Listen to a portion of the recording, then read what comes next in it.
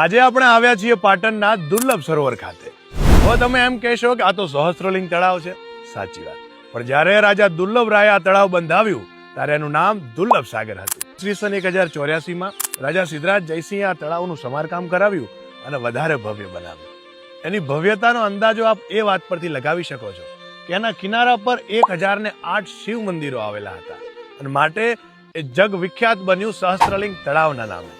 રાજા સિદ્ધરાજે એમના સમયમાં ઘણા બધા તળાવો બંધાવેલા, પણ ટેકનોલોજી, ધાર્મિકતા અને સૌંદર્યની બાબતમાં આ સૌથી ચડિયાતું હતું. કુદરતી રીતે જ સરસ્વતી નદીનું પાણી શુદ્ધ થઈને આવે એવી વ્યવસ્થા બનાવેલી હતી. કિનારા પર 1008 શિવ મંદિરો હોવાની સાથે સાથે 108 દેવી પીઠો, ભૂતેશ્વર ભગવાનનું મંદિર, વિદ્યાવાસિની માતાનું મંદિર હોવાનો સરસ્વતી પુરાણમાં દાખલો મળે છે. કટ્ટરપંથીઓના હુમલામાં 3 વાર તોડી પડાયા છતાં આ તળાવના અવશેષ એની ભવ્યતાની સાક્ષી પૂરે છે. ચારે બાજુ ઉગી નીકળેલા બાવળિયા, આ ઘાસફૂસ અને ચરતા ઢોર એ વાતની સાક્ષી પૂરે છે કે તંત્ર અત્યારે સૂઈ રહ્યું છે.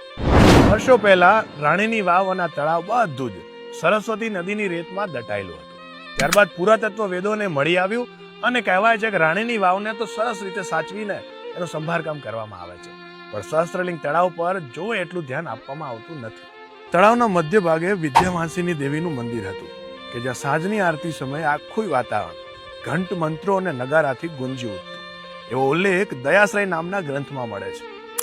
એ તમામ લોકકથાઓ, દંતકથાઓ અને ઇતિહાસને અમે પાટણ એટલે પાટણ ઇન્સ્ટાગ્રામ પેજ દ્વારા, ફેસબુક પેજ દ્વારા અને યુટ્યુબ ચેનલ દ્વારા આપ તમામ સુધી પહોંચાડશું. તો આજે જ ફોલો કરો.